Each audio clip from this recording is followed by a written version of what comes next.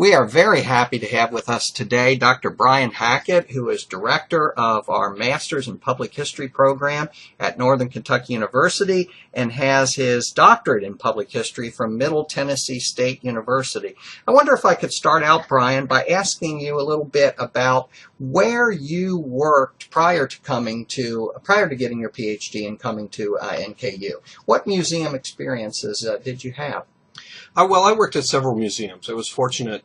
My first museum job, I was a curator, and it was an agricultural museum in Minnesota, so I learned a lot about old tractors. From there, I took a directorship of the Ross County Historical Society in Chillicothe, Ohio, which was the first capital for the state of Ohio. It had a wonderful collection of documents and artifacts related to early statehood. From then on, I went to the Montgomery County Historical Society in Dayton, Ohio, and was there for about 12 years. I also did some teaching at Wright State University in their public history program. But public history is not necessarily just a job. It's more of a calling. It's more of the way that you look at the world and the way that you look at history. That's an interesting way of putting it. Speaking of calling, so how did you personally become interested in history? Well, I think it all comes back to some very quirky relatives. As a kid, one of the things I liked to do was visiting my grandmother. My grandmother was a collector of antiques, and she had been an antique dealer in the 40s and 50s, and she'd been out of the business by the time I met her. But her objects that she had around the house were more than just things. They told stories, and I think that I began to understand that objects, photographs, chairs, tables, glassware, all tell a story. They're a reflection of the time that they were built. They're a reflection of the time of the person who built them. And they are actually tell a lot about what the past was like. And it's very important that we understand that, as historians. But most historians miss that. It's interesting because you mentioned your grandmother, and my grandmother was actually very poor, 9 kids, and her husband died when she was like in her 40s, so she had to raise these kids alone. And years ago, when I was a child, she gave me an old postcard of the tornado of 1915 that had passed through Covington. And I sometimes say that one little postcard from that one poor grandmother of mine was the thing that really got me interested in history because I could visualize the actual place. Speaking of that, then, what in your mind, I know you use this oftentimes in your lectures and you ask students in your classes, what is history and who owns it? Well, and this is kind of an important question because if you think about the history profession and you talk about people who've gone on to get their PhDs and write books and things on history, why is history the only real profession that doesn't license the people who participate in it? Because we can't kill anyone? Well, no. That's like if we're cardiosurgeons, cardiac specialists, we might kill them if we're not licensed. Well, that's right. Well, I think there is that, but I really think that the point is that history belongs to everybody. Yes. You can be a non-trained historian and produce wonderful work in history. You can write books that millions of people will read. And why is that? Because I think what it comes down to is that history belongs to all of us. And good history is a good story well told. And I think that's what we miss quite often when we dissect history. We don't understand, and if we go back to what we really do, if you boil it all away, we are the 21st century equivalent of the storyteller that sat around the fire back in caveman days and talked about the hunt that they remember or that their ancestors, the passers-on of oral tradition. Because if you think about it, what's the use of history other than to learn, lessons and to understand the past, which helps us better understand the present and the future? There's an often well overused saying about people who do not study the past are condemned to repeat it, and you see it all the time. There are quotes that people make today that you could just change the subject matter, and it's the same quote they were making 100 years ago, 150 years ago. It's amazing to me how far we've come, it's also amazing to me how little we've changed. Do you agree then too that another thing that public history does, and you're talking about the social end of it as well, is that it helps us be proud of where we're from, a pride of place. So, why does Dayton and Montgomery County have an historical society other than the fact that you're very proud of where you are and what you were and what you've become? Well, that's a great question, because one of my favorite movies is The Grapes of Wrath. And there's a picture. This is Ma Jode, by the way. You see, Ma Jode is the matriarch of the Jode family. And there's this really poignant scene in the movie where the family's been kicked out of their house and they're moving out of Oklahoma. And bulldozers come and they tear down the house. And Ma Jode looks at the ruins of her house and says, how are they going to know us without our past? If you remember, I think it's been 20 years now, with the burning of the libraries in Sarajevo, the reason that was done was to destroy the history so that the people of Kosovo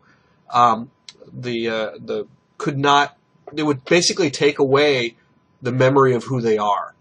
And that's a crime worse than murder in some cases, to deny a people their past. Now, what does that do? What's the past do for us? Well, it encourages us, it informs us, it saddens us at times, but it helps us see things. It's kind of interesting, like today, when you see the debate that's been going on about immigration and about the illegal immigrants and people coming up from South America and coming in, the Hispanics coming into America, and what people are saying, you will find that if you look back 150 years, back to the 1840s, you're going to hear the exact same arguments, the exact same things said about Catholics and Irish, and it's interesting to see how, we don't really understand that that's the way things have been. And it's kind of sad, but also ironic. Again, like how little we've changed over time. And how those perspectives haven't really changed, as you said. It could have been those same people who were being maligned, their ancestors were being maligned 150 years ago, and now they're leading the charge against these new immigrants that are coming along. I saw a comic many years ago, and it showed the Mayflower coming in and the Indians on shore, and the Indians are all saying to a more illegal alien. So it's always about your perspective. Exactly. It's a very important point to understand, and that goes back to that thought again, that history belongs to all of us. That for often, and museums get blamed for this a lot, that we usually tend to do famous rich white man's history. That's not always the case, but history that's presented in museums quite often is the history that's saved. That's right. The objects that are exactly saved. And you are very much a specialist in objects and in collections, as well as in exhibits and in a lot of other fields. And I've sat occasionally in your classes and heard you talk about objects and make those objects come alive. Did you bring a couple things for us today I that did. You can share and talk a little bit about the objects of history and why they're so important? I've got a couple of things I brought in. Let me see if I can hold this up so people can see it. This first one is a daguerreotype, and it is the first type of photography ever invented. It was invented in France in about 1839. And this is actually a gentleman, it's William Dupree, his little name tag here. And this photograph was taken probably in the mid 1840s. It's an American piece. It's a wet plate process where they actually use a silver plate. Sometimes it's a copper plate that's coated with silver, and they cover it with chemicals, and then they put it into camera and expose it. At times, the exposure of these took about 30 minutes. We often wonder why our ancestors didn't smile, and part of the problem is that you can't hold a smile for very long without looking quite goofy. So if you look very closely at a lot of these photographs, you'll notice that there are things that actually help people sit still. There are rods that go up the back and hold the head steady. And if you look very closely, especially in the earliest of these photographs, because as time progressed, the exposure time got less and less. And if you look at their eyes, they tend to be very blurry. And that's because people are blinking. Anyway, the reason I bring in photographs and artifacts and things into the classroom is that I believe that objects tell stories. That you can look at this photograph, for example, and see that what this man is wearing, what is height, what he would consider height of fashion. Daguerreotypes were an expensive process. They were time-consuming, and so you didn't just frivolously just run down and get your picture taken like you would at the mall today. This is something that you had to prep for. And just like any other new technology, like your iPhones and your iPads and all those other things, people weren't sure how they were to be used yet. So this early type of photography, you end up with some really bizarre things. Pictures of dead children, pictures of other pictures. It's a very interesting kind of study about the human condition. But just like anything, it tells stories. I brought another object in. This is a butter pat, and it's in a tea leaf copper luster pattern. And on the back it says Royal Ironstone Alfred Meekin. It's England, made in England, where most pottery in the 19th century was. And by looking at this is where each individual person at the table would have their own butter service. And so you would scoop out a little butter and you would put it in each person's plate. This is a testimony to sort of Victorian excess, because in Victorian America, latter part of the 19th century, there was a special tool for just about everything, especially dinnerware. There were bone plates and butter pats and all sorts of things that we don't have on our table today. So if you look at things like this, they tell you what life was like. They tell you what was important. You can probably guess what the background of the person who had this in their house. And the fact that this tea leaf pattern in a copper luster glaze was probably one of the most popular ceramic styles or dining room ware at the time, tells you about what people liked and what their tastes are. And you can go into, you look at the back, and of course if you look at the symbol on the back and the maker's mark, you can actually date these, and they can really tell you what's important and what's going on. And that's the importance of objects. Objects are like documents. They can be read, they can be understood, and they can be interpreted, just like a letter or a diary or a document from any library. And what you're saying about, this man and how they had to wait for the exposure is very interesting. And I oftentimes, when I talk about Lincoln, I'll show a photograph out of the National Archives collection that shows Stephen Douglas. And we all know Lincoln was a huge man, 6 foot something. And Stephen Douglas was the short little guy. And I say to my students, how tall do you think Stephen Douglas was? Because in this photograph, he's leaning on a chair, and the chair is about half of his height. So you can kind of see that the man is very short, putting next to Lincoln, and he really looks short. So you are able to draw out of these stories, which is what we have to do as public historians. So how do these objects relate to actual museums in terms of their collections and what we can do with them? Are we going to bring out all of the objects and show them all at once? No. When in museums, and there's a debate that rages amongst historians whether you actually can have a museum without objects. I believe that you can't. I believe that you need objects to tell your story. Objects can be, and when I'm teaching my exhibits class, objects, I tell students objects can be two things. They can be objects that are directly related to the story being told. George Washington's false teeth, for example. They were his, they belonged to him, and it helps, further your story. Or they can be illustrative of a story. So maybe you don't have, you don't have Abraham Lincoln's pen, but you have pens of the period, or you have hats that are like his. The reason is that you think about these things as part of a whole story to help people understand and can relate to it. I could talk to you about objects like a salt cellar, for example. And I could tell you how wonderful it is and how they were made, and I can tell you how they were used. But if you don't understand what it is, then you can't, there's no connection between what I'm trying to tell you and what you're hopefully learning. Or perhaps you're learning incorrectly because I've started without going to where your frame of reference is.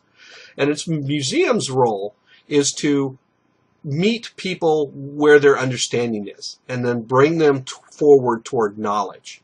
I always thought it would be a great opportunity for students and myself, particularly in my career, to find a difficult story to tell. Something where people have a preconceived notion of what the truth is, and then build an exhibit that would take them from what they think they know to what the facts are. A good example, when I was in Tennessee, going to Middle Tennessee State University, the hero of Middle Tennessee State University, actually the mascot of the university, is a winged horse called Lightning. Well, Lightning is actually a descendant of other mascots that came before. If you were to go back until the 1980s, the mascot for Middle Tennessee State University was a man by the name of Nathan Bedford Forrest. And Nathan Bedford Forrest, if you don't know, was a Confederate cavalry general who was known for being strategically brilliant and a fierce fighter. In fact, Middle Tennessee State football team or sports teams are called the Blue Raiders, and Nathan Bedford Forrest's band of Confederate cavalry was known as the Blue Raiders. And the current mascot was Lightning, was one of his horses. Throughout the 50s and 60s, if you wanted to, you could go to college free at Middle Tennessee State if you were the exact size and weight of Nathan Bedford Forrest. And you could actually lead the homecoming parade dressed on a white horse with a fake beard to look like Nathan Bedford Forrest. Well, Nathan Bedford Forrest was a pretty nasty man, by all accounts. He said that he killed 31 men in combat and lost 30 horses, so he was a man ahead. What he doesn't tell you is that some of the men that he killed were his own men. If he had a disagreement in the ranks, if he had made a bad decision and one of his men questioned him on it, he would actually shoot the man rather than deal with, having to put up with his arguments. He was also responsible, as the story goes, that when black troops surrendered at the Battle of Fort Pillow, he had them executed, as opposed to he would refuse to take black soldiers prisoner because it was against his beliefs that African Americans were human. But he's a hero in the South, and in fact, a number of museums, house museums, and historical societies throughout Tennessee have Nathan Bedford Forrest days. And I always thought it would be a great challenge to take the Nathan Bedford Forrest hero that most people in the South have of this man and show him what he was really like, and try to change the attitude that this was a great American, and really display what he really was. Because he was also a founder of the Ku Klux Klan. Now, with a resume like that, you'd hardly think that he would be a hero, but he was quite the man of the South even today. And what we're really all about in public history is telling a truthful story, where we try to uncover something that the audience can relate to and perhaps learn from, perhaps apply to their own lives, right? Because the more they can relate, and that's part of the idea of objects. It's the visual. You can learn many different ways. And some of us learn better at hearing something, maybe hearing a lecture. Some of us love to look at objects. And some of us need to even very tactile, especially in children's museums, right? That's very important. Exactly. To feel, to play with, to have little tables where children can play with an aqueduct and a canal system and learn how it works. And then an adult might say, well, I really don't know what an aqueduct is on a canal, but if I see photographs of it, now I can understand. And somebody else might say, well, let's take it one step further, and we've got one up on the Whitewater in Metamora. Let's take you on a boat ride on, Exactly. on a reconstructed boat. But those are the experiences that you take away, and those objects help tell the story. So is there this sort of game that one needs to play about how many objects do you have until the story cannot be told any better and it becomes even overwhelming, intimidating, and you can't find the forest through the trees, versus not having enough objects? Have you seen museums that have just too few objects, too many objects? Where do you come up with that in the middle? That's a really good question, because I think that's where the skills of a historian come in. It should be understood that as a public historian, you have to have all the skills of a regular historian plus. Okay? Because you still have to do the research, you still have to understand, you still have to interpret what you find. But then you got to go the step further and look at your audience and find the way to reach them. And maybe that's a way with a lot of objects, maybe it's not. But you have to decide as a historian, what's the best way to tell the story? How many, if you were to write a newspaper article or a magazine article, you need to decide how many pictures you're going to use. Same thing with objects. How many objects you're going to use? What if people are going to be able to relate to? Excuse me. This is really important, and this is really, really hard for a lot of people to understand, because you don't know what the trigger is that's going to make that connection between your story and the understanding in your audience. Because people, you're not sure what people relate to. Very good example. And this is actually was not in a museum. It was in a classroom. I show this film in a lot of my undergraduate classes. It's called The Midwife's Tale. And it's a historian who went and actually she studied the diary of a midwife from the 1790s in rural Maine. And most people looked at the diary and they saw it was kind of boring. It didn't say much. It would say, this is what I did today, the weather was this, and so on. Well, the woman who took it was actually, I think, more of a public historian, where she sat down and she started saying, okay, now what does this mean? Okay. And so she produced this book, and she won a Genius grant for it. She got $500,000. And then a group came along and made a documentary of the book. And there's a scene in the book where she talks about how her husband's sawmill burned. And she's sitting there watching her family's hopes and dreams go up in smoke as the family's livelihood is all burned up. And I had this student who sat in the back of the class, and she was in young 20-something, and her hair was dyed, and she never seemed to be very interested in class. I mean, it was an evening class, and I'm sure she was studying to do something else, but had to take a history course. This wasn't a graduate student. No, this was an undergraduate. Mm-hmm. And afterwards, she came up to me and she said, "I want to tell you that movie changed my perspective of this class and of history, because our house burned, and I stood there with my family, where the firemen worked hard to try to put the fire out, and I watched everything that our family was get burned up, and I could understand what that woman 100, almost 200 years, actually more than 200 years ago, was going through. I know exactly how she felt, and that was the relation. From then on, she was a model student, and I've had that so many times, and I see that in museums all the time, where exhibits, there's something that reaches them. We had a group of students do the Beverly Hills Supper Club exhibit. Oh, yes. And not only did it quadruple the visitation in the museum, but there were people who were using it as a healing experience because they could relate to it. They saw what happened. Some of them had not even spoken of it in years, and now they felt like a burden had been lifted on them. We also did a bicentennial exhibit recently at New Richmond. And during the opening reception, this gentleman came up to us, and he was very emotional. And he was in his 60s, and he said, "I want to tell you how wonderful this is, because I know we've had a museum for 25 years. This is the first time I've ever been to one, to our museum, that told the story of who we are. And it's going to be so wonderful to send kids here who are now going to be proud of where they come from, because their history is right there for them to enjoy.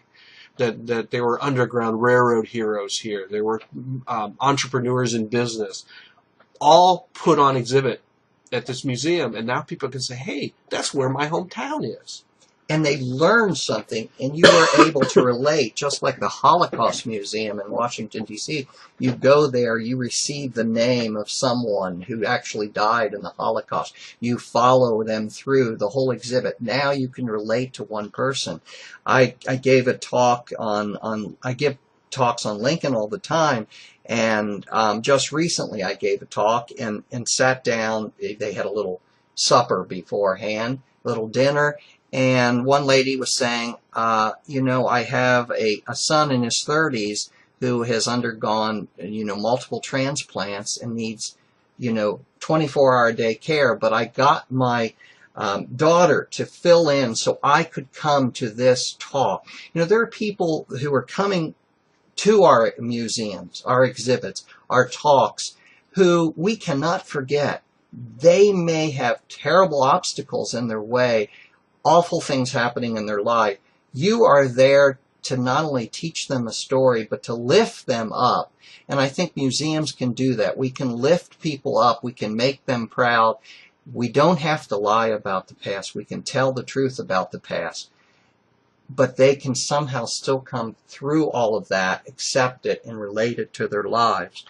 Yeah, I think and picking Lincoln is a good example. I mean, the more we learn about Lincoln, the more about his depression, about the death of his children, and all the suffering he went to, doesn't diminish him, but he's still considered our greatest president, because despite all that, he overcame it. I mean, and museums sometimes get a rap that everything is sweetness and light. Mm-hmm. You don't have to do that. You can show how miserable things were, but the fact that this was miserable, but we overcame that. And those things, those are the stories that inspire. You look at how a place like St. Elizabeth Medical Center started as in a bug-infested, unheated storefront with 10 nuns, actually 10 beds, 3 nuns, and an open sewer in their kitchen. And how they've now become Northern Kentucky's largest employer. But they faced racism, they faced sexism, they faced prejudice, and it was, it's horrible stuff. One of their first people to come to the museum, come to their hospital, was a slave woman, because she had no place else to go. And they allowed her to die with dignity. How huge is that? It's a wonderful story that oftentimes, even the employees today can learn from that, because they're dealing with patients that may be in the same, in that story that you were able to tell and we were able to tell in the exhibit was just, it was so moving. And I think what you've done in terms of Beverly Hills and so many other exhibits has not only been able to teach, but relate, to uplift. And it's all because you and all good public historians, and really all good historians should realize of where that audience is.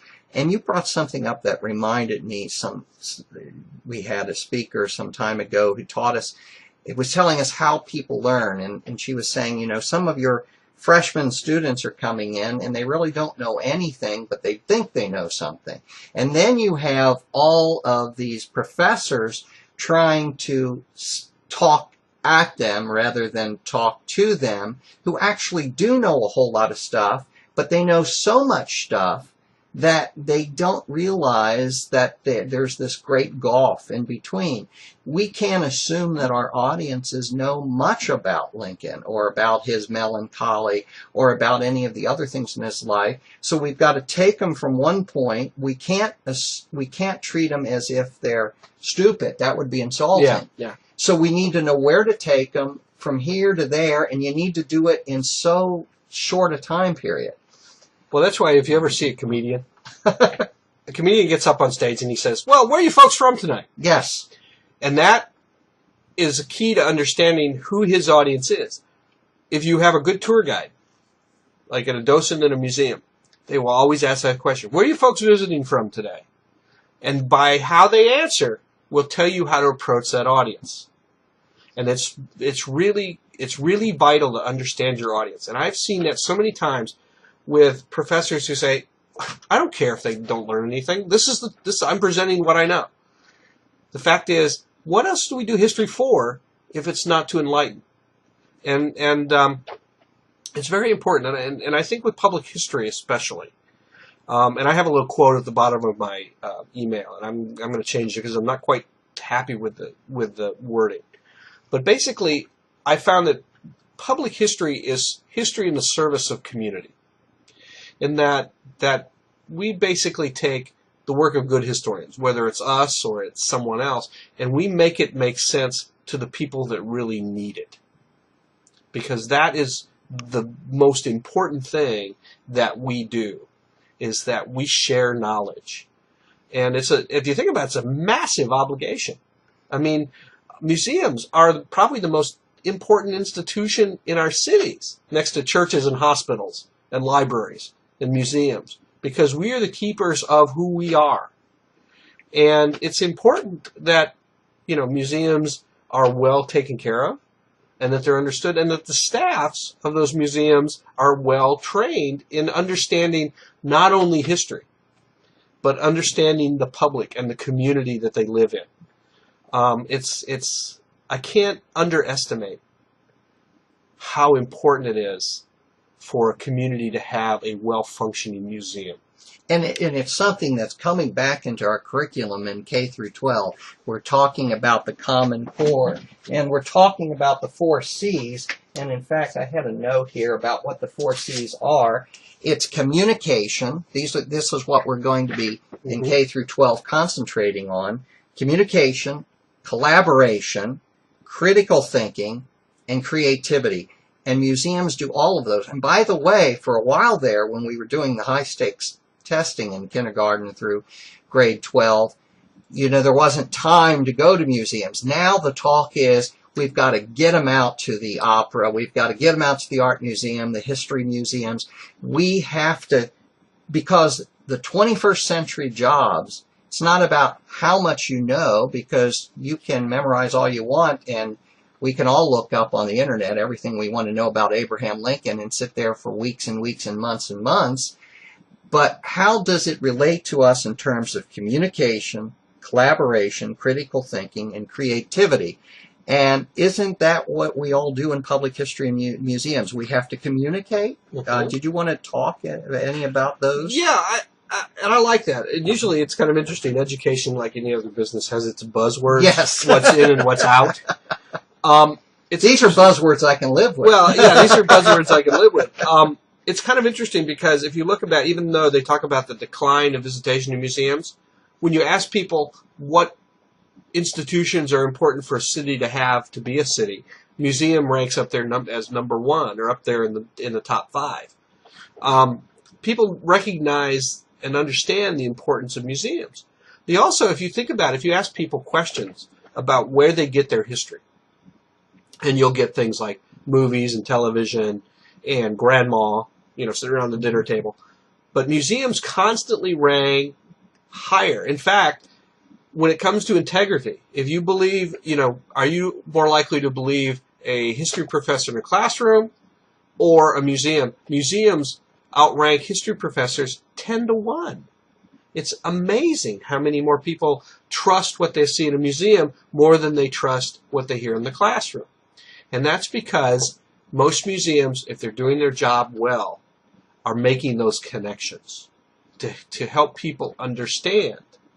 And it's exciting to be a part of, to understand how critical and important. And as I tell all my adjuncts and my colleagues and the people I work with, history is fun. I mean, it really, really is. And tourism is a large part of what we do. Tourism is important, but also we cannot forget that we are educators. Yes. First and foremost. And if you can think back about your favorite teacher, what made them your favorite teacher?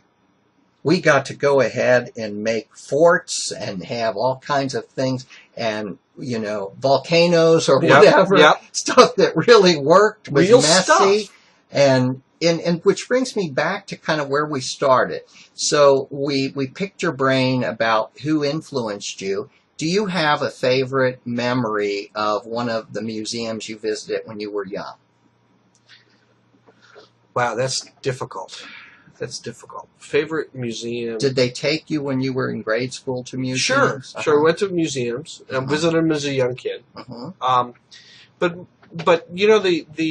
the thing that really I like about, or that got me about museums, was not so much. I mean, I love exhibits. I'm an exhibits guy, and I love going. And I have favorite museums. The museums I'd love to go to. Some of them are the simplest ones, but the museum memories that I have, and I have lots of them, that really hit me are the museum exhibits that start conversations, and the camaraderie in understanding, as a visitor going through and talking it over with other visitors, but also in working in museums and talking it over with my fellow, museum employees and people from other museums.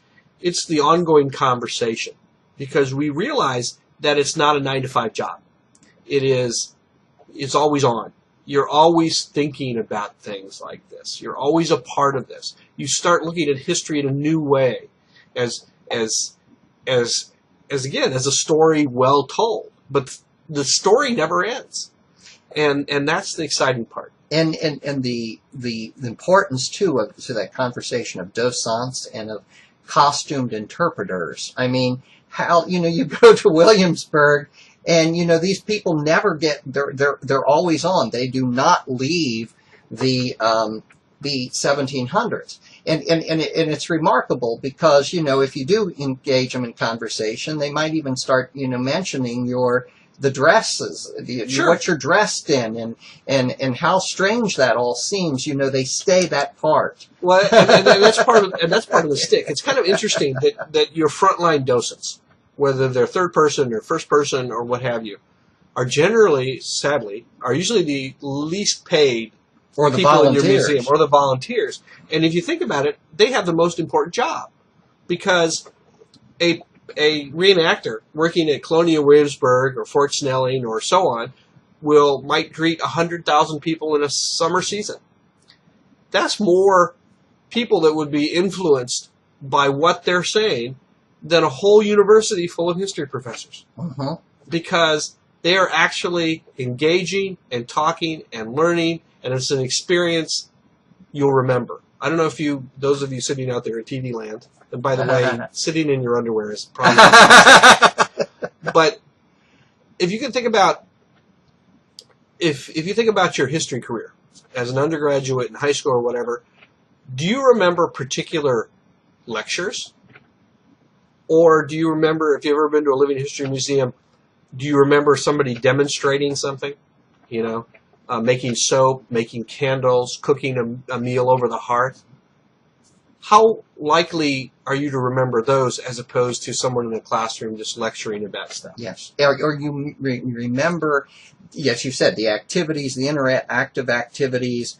And I think the good news is that public history and the new technology and the new way that museums are approaching things are maybe, hopefully, finally changing pedagogy in our schools. That young people like you, who we've hired in, have to know how to present, even in there, as you do in your undergraduate classes, things in a much different fashion than were done 30, 40 years ago. So I think public history is teaching academic historians how to relate, and we're not talking about dumbing anything down. It's a matter of you saying, is you did, the audience. I used to deal with Japanese students for a long time, and boy, you really do have to learn the culture too, because they're very silent. You might think they're not interested, but their culture is, we don't ask questions. How can you use that to allow them to explore what they need in the heritage when they came? And I was so proud to be able to take these students around the country, really around Kentucky, but then places like Washington, D.C. How do we present our own heritage? How do we relate it to other cultures? Because that's a big portion of what we do. I thank you so much. If there's anything you would like to say in conclusion, you've managed to bring alive this discussion of museums and exhibits, and I wish we had another hour, but if we spend too long, the Tegrity lecture will never upload. It'll take days to upload, and we won't be able to enjoy what we had. Is there anything you'd like to say in conclusion? No, Paul. I get on my soapbox, and I love talking to you about this, as you can tell. And I encourage students to explore themselves and their profession, and never forget that we are in a fun profession, because we get to play with history every day. We're honored to be there, and the students should know that you and I and Dr. Mars and so many other people are there to help them all along their path, and whatever questions they have, and when they get to the point that they're interviewing, we're there to help them too in that process as well. Exactly. Thank you very much, Brian. Thank you, it's been Paul. a pleasure. Have a great day, and all you folks have a good day as well.